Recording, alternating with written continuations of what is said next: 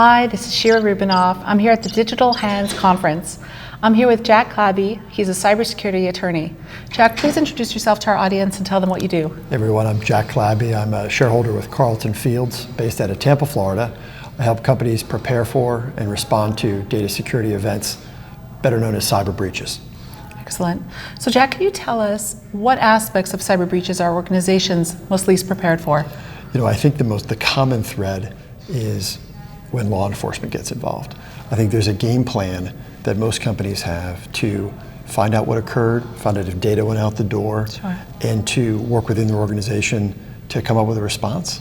But what they're not ready for is either having to, under the law, report it in some way to a regulator or law enforcement, or for law enforcement to contact them. Sure. And so thinking now about, in peacetime, before a breach, but how to interact with law enforcement can really sort of prevent that getting stuck moment. Certainly. A lot of questions here now. So is there a time factor that an organization has that they need to report? I know there's a lot of talk about it, and we've certainly had a lot in the news of they knew about the breach for 2 years, now they start reporting, not naming names, of course, but is there any type of specific time frame that an organization must report? Yeah, absolutely. So most states, and it depends on where the residents or the victims of the data incident live, but in most states you have about 30 days to report it to the Attorney General's office. If the breach involves money that went out the door from the organization, you want to affirmatively report it faster because the FBI or the Secret Service can sometimes get that money back for you. Right. And so every hour that passes, the chances you get that money back are a lot less. So the question remains, why do organizations not report as quickly as possible? Obviously, they have to make sure that their story aligns, and they have to be careful with the social media responses or the outcry or what's going to happen post-breach. But what would be something to help incentivize organizations to report early and really shut it down quickly? Yeah, that's a great question. So I think there's sort of two pieces of it. Reporting to law enforcement doesn't mean going public.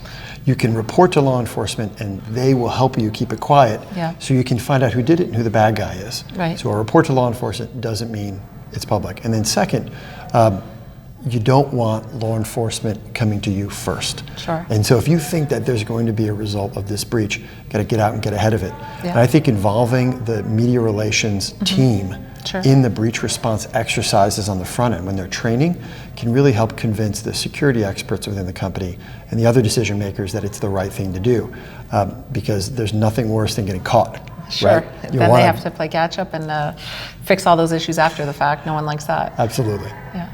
Oh, excellent. And any other pointers you want to give an organization? And certainly I like the point of you saying that reporting to a law enforcement doesn't mean it's public yet, and I think that's a misconception to most people and organizations. But what other pointers can you give organizations to make them feel more comfortable to reporting? Yeah, and I think this is something you always say, and I love that you say this, which is it's about culture in a lot of ways. And so we talk about a chief information security officer who has to have 2 A's. Yeah. You have to have authority and you have to have accountability. Yes. You can't have just authority or just accountability. You need both. Correct. If you empower that person to have both of those, I think you're going to make better decisions and not going to be second guessed. That's the person who's going to be interacting either directly or through another person with law enforcement. So have that chief information security officer with those 2 features.